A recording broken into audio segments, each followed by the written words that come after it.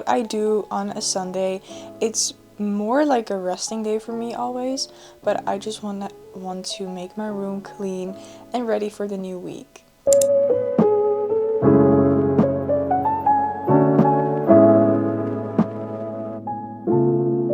Look at all that dust that comes off of it. It's crazy. So say hi to my cat. This is Ruby, and she is 6 years. And she's always in my room, and right now she's laying on my desk chair.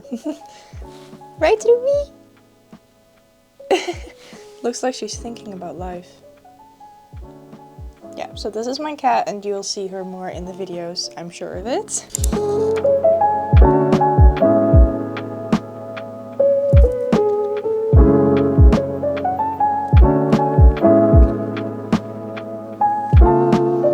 I just watched an episode of Emily in Paris, and I actually have trouble finding good Netflix series.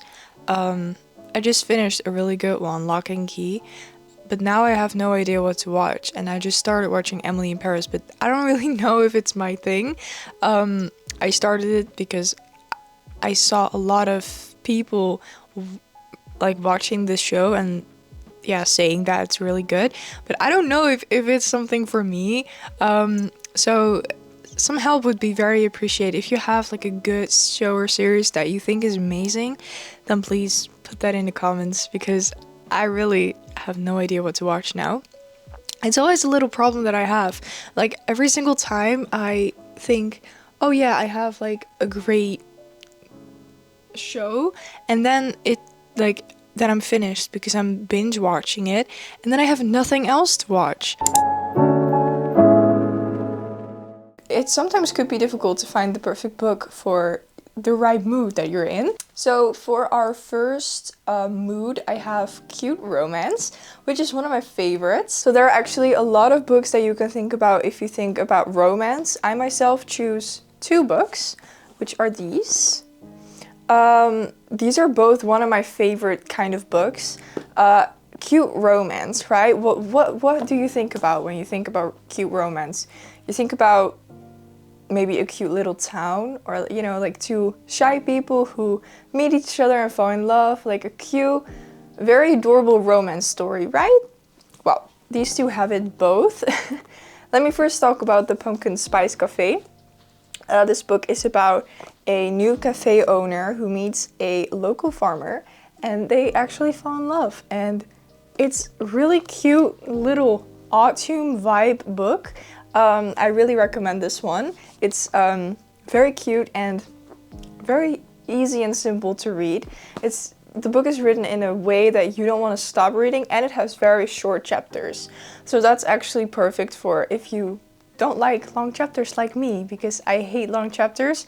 This book has short chapters. It's not that big. It's just a cute romance book. I really recommend it. So then I also have Once Upon a Broken Heart. I guess maybe you guys already know about this book. It's been pretty viral, also for Caraval. This book is also cute romance, but it has also a little fantasy. So it's like combined with each other. This book is about a girl who falls in love with Jax, and Jax is like the evil guy. He's kind of evil, and then they fall in love, and they have like a very cute little romance story. It's also sometimes a little sad, sometimes a bit like fantasy, like I already said, but I do think like alone, look at the cover alone says that it's, cute. And then I also have Powerful by Lauren Roberts. This is a cute little novella from Powerless and Reckless.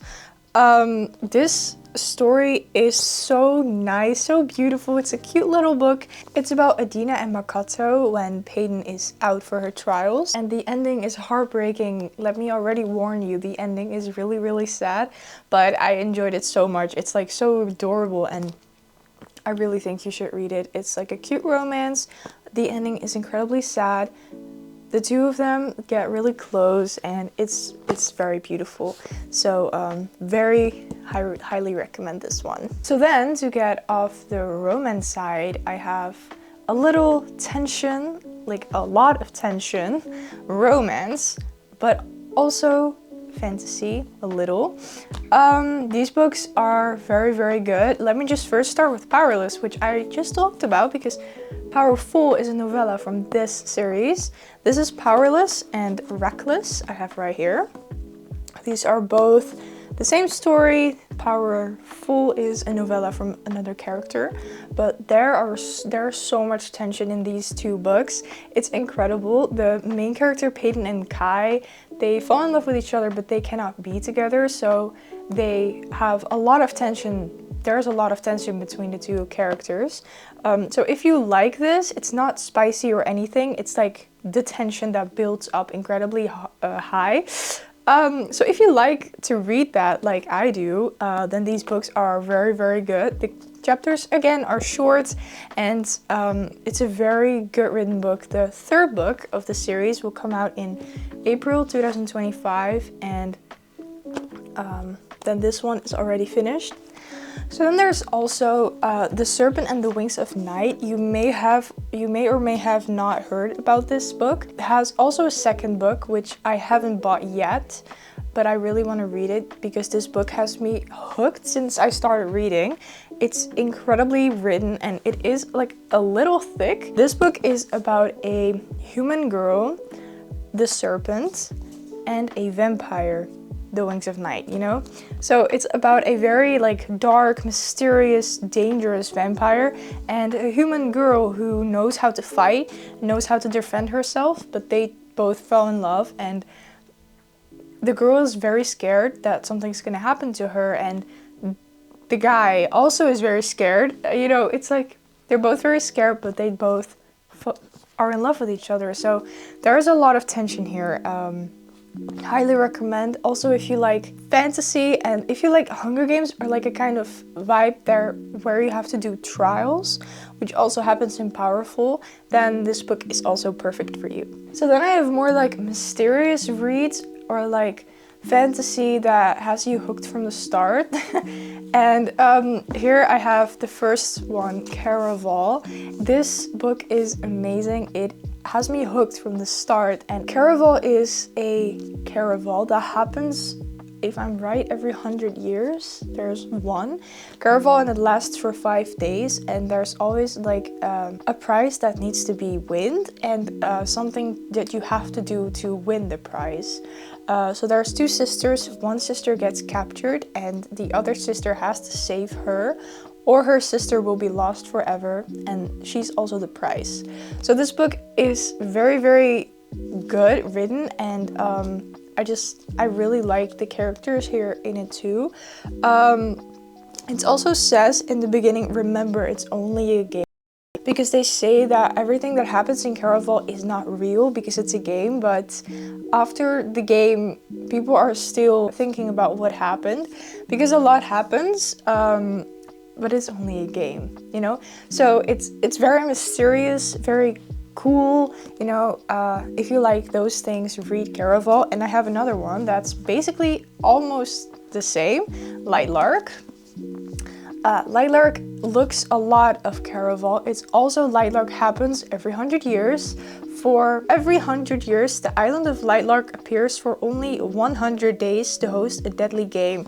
It's pretty much the same as Caraval. So this one, I was so happy this one existed because I really wanted to read another story about this kind of vibe. Yeah, and then rulers of 6 realms fight to break their curses and win unparalleled power. So it's also about power and like magic. It also has fantasy, and it has also a love story. 2 love stories actually, because the main character falls in love with 2 guys, the good one and the bad one. But I'm team bad one because I think the good one's actually bad. It's very complicated, but the third book here, Skyshade, will come out in this November, literally next month, and I cannot wait. There's also a second one, Nightbane, which I've read as well, but this is the first book.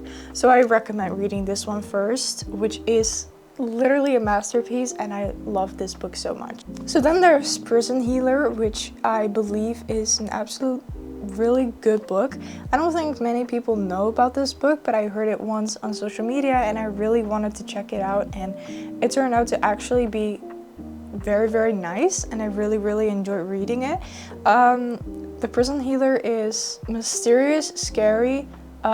You know, you don't really know what's gonna happen, and I think that's why it fits into this mood. So those are the 3 books that I recommend for this mood. So then at the beginning of my reading time, that was around 3 years ago, I started fully reading. I bought these 2 books, and this is the mood: sad love stories. Let's first talk about 5 Feet Apart. Many of you guys may already heard about this. It's also a movie right now. 5 Feet Apart is heartbreaking story, but it's so beautiful. It's like about 2 sick people, Stella and Will, and they fall in love, and they have a sickness that they only can be 5 feet apart from each other so that they will not die. And then one day they cannot handle it anymore and they kiss, and then they're both very in a dangerous position. And I believe a very good story. It's very sad at the end, so if you like sad stories, then you should read this. The same for Looking for Alaska. This is more like very mental book. You know, the girl is struggling with her mental health, and it also has a love story. And this book is very, very sad. It's also like, yeah, like I said, mental health plays a big role in this. So if you find that interesting, then you should read it. I have read it. There's also a movie about this one, Looking for Alaska. If you don't want to read the book, you can also watch the movie, which I haven't done yet. I have watched the movie of 5 Feet Apart, and I had to cry at the end. It was very sad. I always used to be very obsessed with the Second World War or anything around it. Like in my history classes, I was always very hooked into the storylines, and you know, I found it very interesting. So I also have a book here, All the Light We Cannot See. It's also turned into a series recently, I guess last year. I haven't watched the series yet, but this book is about a blind girl in the Second World War, and she cannot see anything. So imagine how scary that will be. But this is really great written. I had a little trouble getting into this book because it was difficult English, and I started reading this like 3 years ago. So in that period of time, my English wasn't that good. To see the world of a blind girl during Second World War. I also will recommend Anne Frank books. I have one as well. It's very famous in my country. She's a girl who lived in the Second World War and who had a diary where she wrote every single day what was happening. And then she was Jewish, you know, Jewish people needed to be killed. So she was staying at a woman's house, and at some moment another family comes join her, and she falls in love with the guy. And yeah, eventually she died, sadly, in a concentration camp. But it's still very vulnerable to have her diary and to see what she was doing at that age and how life was in a war. And that brings me to the end of this video. I hope you liked this video. If you did, please leave a like and don't forget to subscribe to my channel. That will mean a lot to me. And I hope I will see you in the next video. Bye bye!